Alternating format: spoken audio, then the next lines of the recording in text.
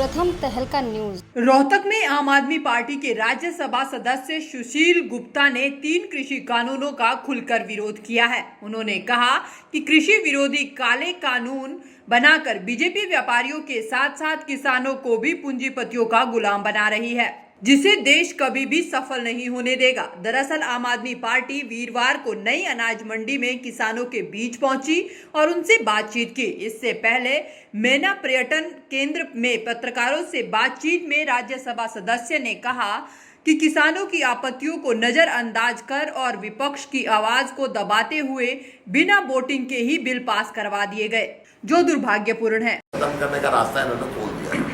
तो मैं ये मांग करता हूँ दुष्यंत चौटाला जी किसानों के साथ आए, भाजपा की सरकार में कोई किसी किस्म का लालच को त्याग दें और किसानों के लिए जो आपका परिवार लड़ा है उसके उनके साथ आके खड़े हुए। खट्टर साहब से मैं ये कहता हूँ आप इस कानून का विरोध करें। हरियाणा का किसान जब इसके विरोध के अंदर खड़ा हुआ है, आप हरियाणा के मुख्यमंत्री हैं, देश के प्रधानमंत्री जी को बताओ कि हरियाणा के अंदर क्या स्थिति हुई, हरियाणा का किसान किस हालात के अंदर से गुजर रहा है। अगर बात करता हूं मैं कानून व्यवस्था की, यूपी के अंदर आपने देखा कि हाथरस के अंदर एक दलित बेटी का बलात्कार हुआ।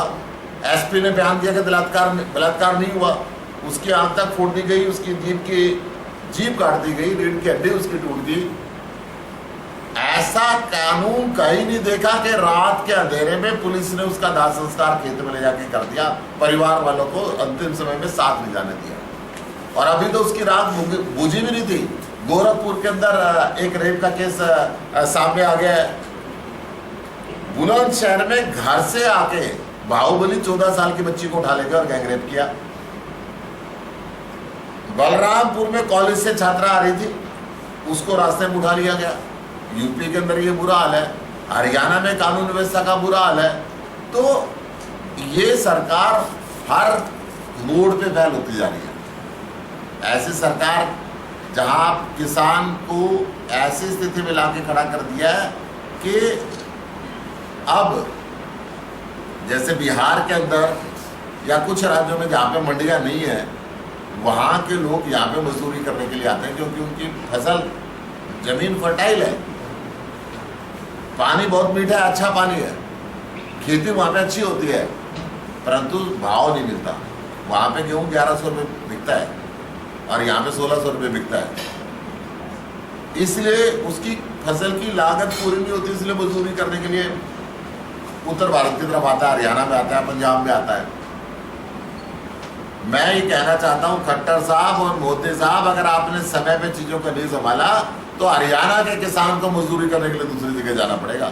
ऐसी स्थिति के अंदर एमएसपी खत्म करने का रास्ता ना लाओ ताकि किसानों को मजबूरन, ये जो किसान है वो इस देश की रीढ़ की हड्डी है। कोरोना के अंदर सारे व्यापार फेल हो गए, अर्थव्यवस्था -28% पे चली गई, जीडीपी -28% पे चली गई, व्यापार बंद है, इंडस्ट्री बंद है। एक कृषि ने इस देश को बचा कर रखा, इस कृषि की वजह से, और आपने उसी को दबलने कुचलने का काम कर दिया। क्या आप चाहते हैं?